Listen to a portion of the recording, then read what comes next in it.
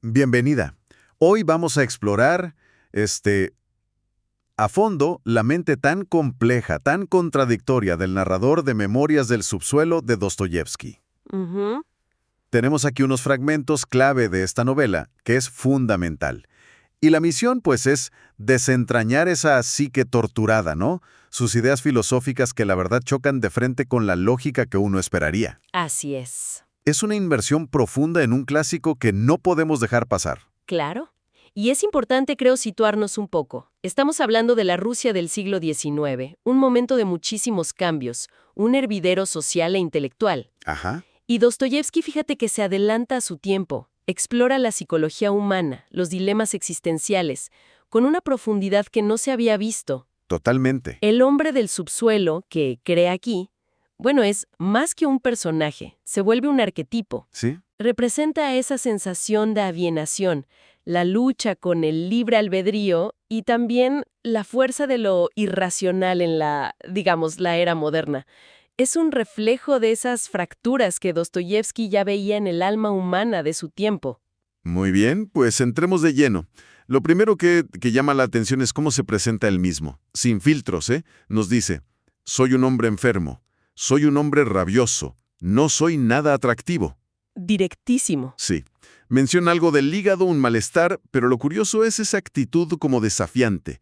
Se niega a curarse, dice, por pura rabia. ¿Qué nos dice esta carta de presentación tan agresiva? Pues yo creo que nos dice mucho sobre su necesidad de definirse siempre en oposición, ¿no? En negatividad. Pero lo fascinante, y esto es casi inmediato, es que él mismo desarma esa fachada. Ajá. Admite, casi avergonzado, que ni siquiera es de verdad malo o rabioso, que en el fondo es un cobarde que solo, y lo cito, espanta gorriones en vano. Y con eso me consolaba. ¡Qué imagen! Sí, y hasta dice que se calmaría con un juguetito o un té con azúcar.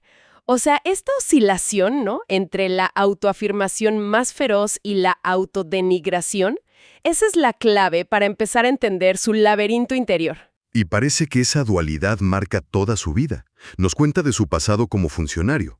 Dice que era grosero y que además disfrutaba haciéndolo. Ujú. Incluso relata un conflicto, absurdo, larguísimo, con un oficial por el ruido que hacía su sable. Una especie de guerra personal que él sintió como una victoria. Sí, lo recuerdo. Pero, de nuevo, viene la confesión. Mentía porque me divertía. Admite que había elementos radicalmente contrarios hirviendo dentro de él, impulsos que reprimía. Exacto. Es una dinámica constante. Construye una imagen de sí mismo resentido, desafiante, hasta malvado, y luego, ¡pum!, la derriba.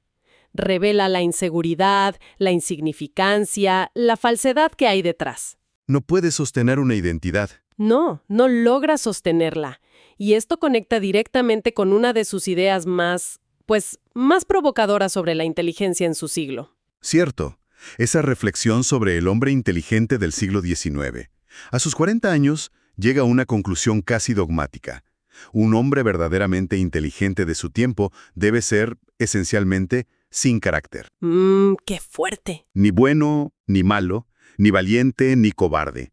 Ni un héroe, ni un insecto. Y sostiene que solo los tontos, los hombres de acción directa, logran convertirse en algo definido. Es casi como una justificación filosófica para su propia inacción, ¿no? Su parálisis. Es una justificación, claro, pero también es una condena. Y esa parálisis autoimpuesta la vincula a otro concepto que es fundamental, que desarrolla mucho, la conciencia como enfermedad. Uf. Aquí Dostoyevsky nos lanza una idea central, casi una provocación. La conciencia extrema no es una iluminación, es una enfermedad, real y completa. Argumenta que para la vida normal, la cotidiana, basta una conciencia ordinaria, pero la suya, hipertrofiada, lo enferma, lo incapacita para la vida simple. Y aquí es donde, la cosa se pone realmente oscura. Describe una paradoja terrible. Dice que justo en los momentos en que se siente más capaz de percibir lo bello y lo sublime, Ajá. es cuando se siente impulsado a cometer actos viles, como si fuera una consecuencia inevitable de esa lucidez. Y lo peor es que dice que pierde las ganas de luchar contra eso. ¿Cómo funciona esa lógica tan retorcida? es que esa es una de las exploraciones más profundas y sí, perturbadoras del libro. La hiperconciencia, en lugar de elevarlo moralmente, lo paraliza y, lo que es más inquietante, parece empujarlo hacia la degradación consciente. ¡Wow! Él mismo describe encontrar un placer vergonzoso y maldito precisamente en la conciencia aguda de su propia humillación, en sentir que ya tocó fondo, que no hay salida ni redención posible. Es un goce que nace de la autoconciencia de la propia bajeza, una especie de masoquismo moral. Habla incluso de que una bofetada podría darle cierto placer, por el arrepentimiento que vendría después y la sensación de ser aplastado por la conciencia. Es una psicología, vaya, complejísima. Tremendamente. Y siempre está esa tensión entre su amor propio, que él describe como receloso y susceptible como el de un jorobado, y a la vez sentirse como un ratón, ¿no? Insignificante frente al hombre de acción, ese que actúa sin tanta vuelta. Ese contraste es crucial para entender cómo se ve a sí mismo. El hombre de acción, al que llama espontáneo o normal, actúa con decisión, casi como un toro que embiste un obstáculo, dice. Ajá.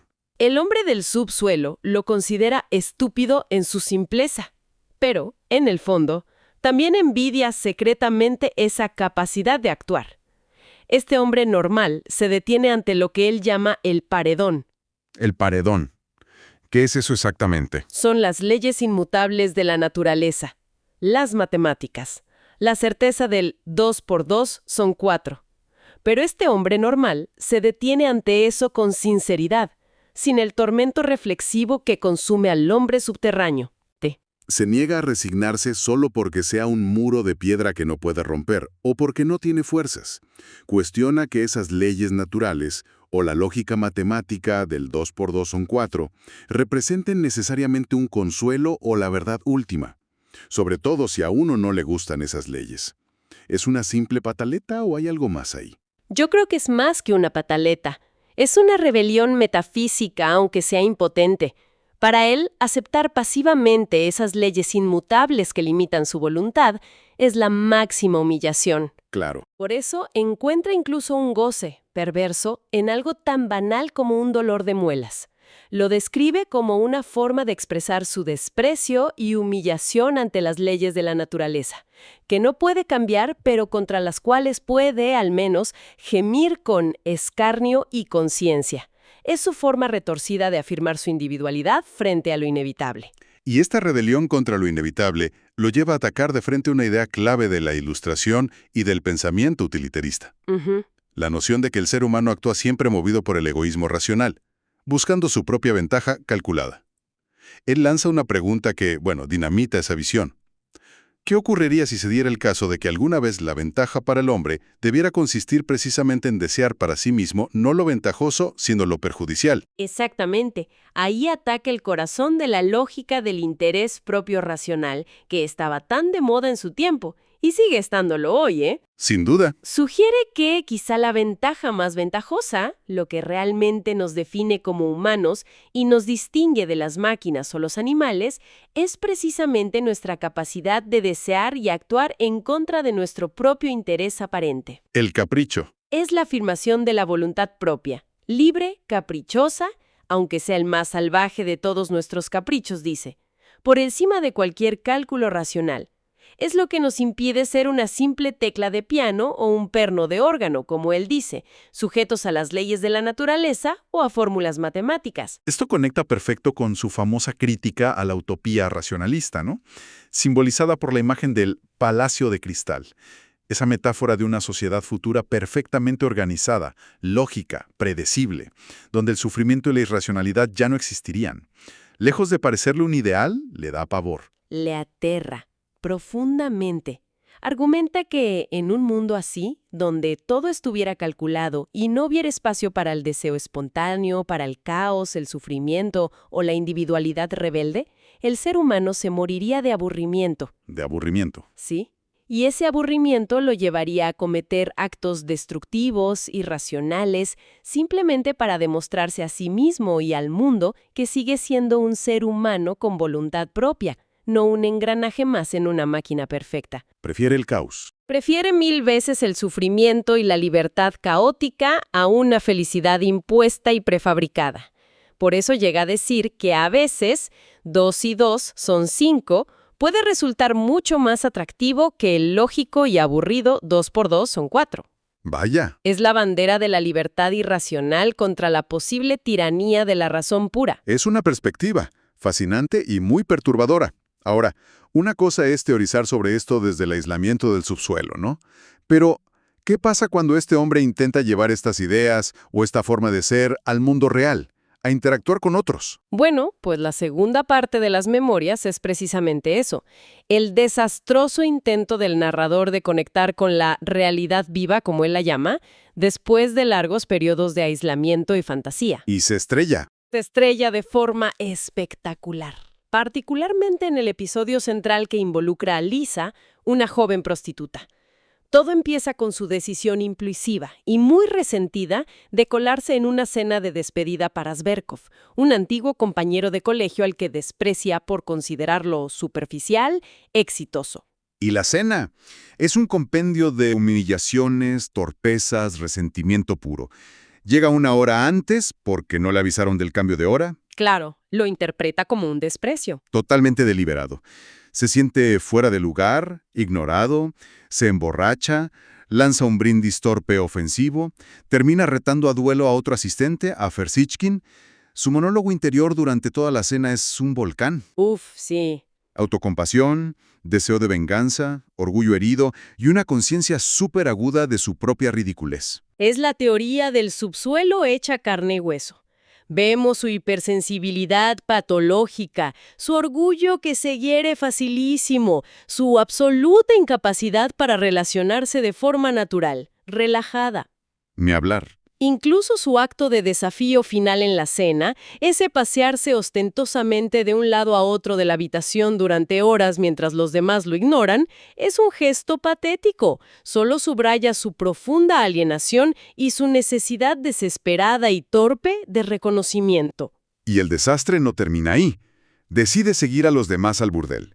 No por deseo, sino con la intención casi teatral de encontrar a Zverkov y abofetearlo. Sí, para vengar las humillaciones. Exacto. Su mente está llena de fantasías literarias. Se imagina duelos como los de Lermontov, escenas superdramáticas de confrontación. Pero, como siempre le pasa, la realidad le frustra sus planes melodramáticos. Llega tarde, Zverkov y los otros ya se fueron. El anticlímax. Total. Y es en ese momento, sintiéndose aún más miserable y ridículo, cuando se topa con Lisa. Su primera reacción es, otra vez, una dolorosa autoconciencia. Piensa en su ropa gastada, en lo patético que debe verse, en la pobreza de su habitación. Describe a Lisa con una mezcla de observación distante y cierta intriga. Joven, pálida, seria, con una mirada que le parece cándida. Y lo que sigue es, bueno, uno de los pasajes más brutales y psicológicamente complejos del libro, el largo sermón que le da a Lisa. Uf, sí, tremendo. Es un discurso enredadísimo, lleno de contradicciones. Por un lado, parece haber una compasión genuina, o al menos como de libro, ¿no?, por su situación.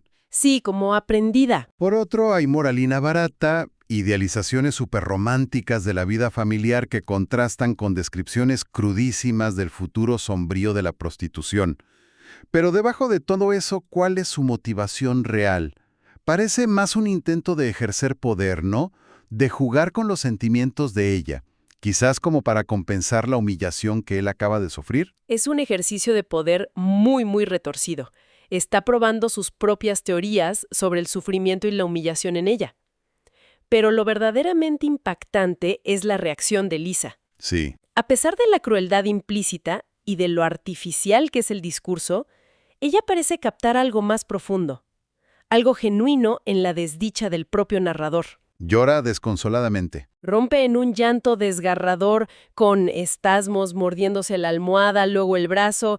Es una reacción visceral que parece ir más allá de las palabras. Intuitivamente, ella comprende la infelicidad que lo consume a él, incluso a través de esa máscara de superioridad moralizante que él pone. Y la reacción de ella lo desarma por completo. Él se asusta de la emoción real que provocó.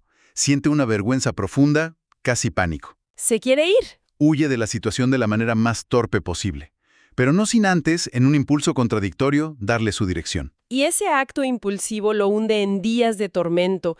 Vive aterrorizado con la posibilidad de que Lisa de verdad lo visite. Le da pavor. Le avergüenza que vea su pobreza, la sordidez de su vida real, tan lejos de sus fantasías intelectuales. Y justo antes de que ella aparezca, tiene una confrontación humillante con su criado, Apollón. Otro personaje. Fascinante por sí mismo, pedante, altanero, que también desprecia al narrador y se lo hace saber. El conflicto interno del narrador es total. Una parte de él fantasea con salvarla, con ser su benefactor. Ajá. Pero otra parte la odia por haberlo visto en su momento de debilidad, por ser testigo potencial de su miseria real. Y como si el destino se burlara de él, Lisa llega precisamente en el clímax de su humillación, justo después de la pelea con Apollón.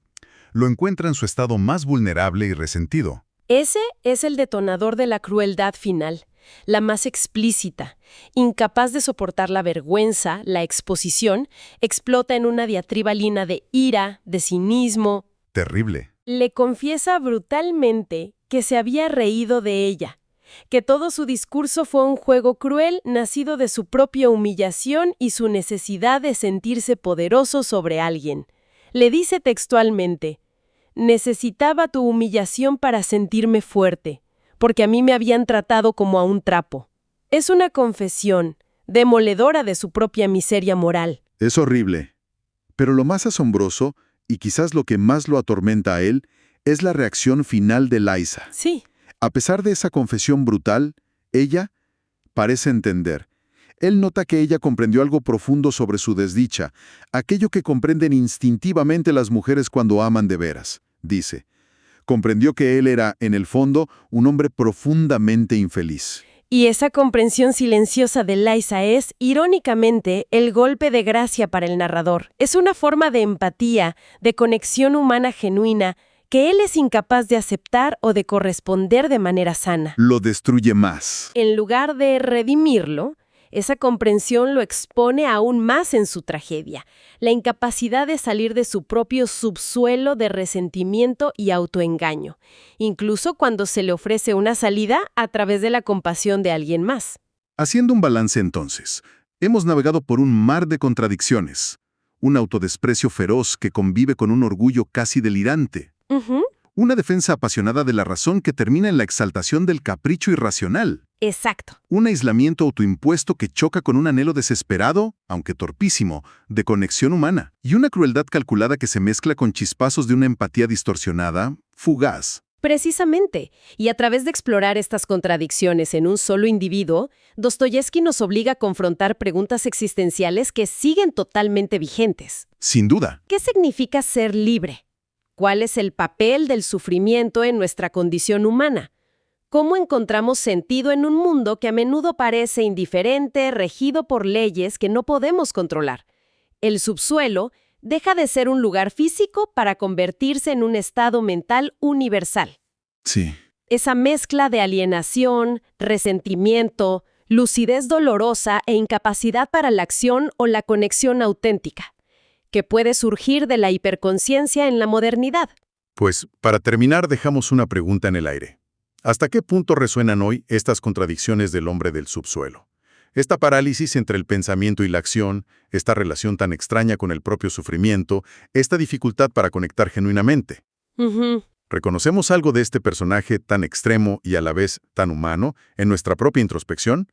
¿O quizás en las complejidades de la sociedad contemporánea?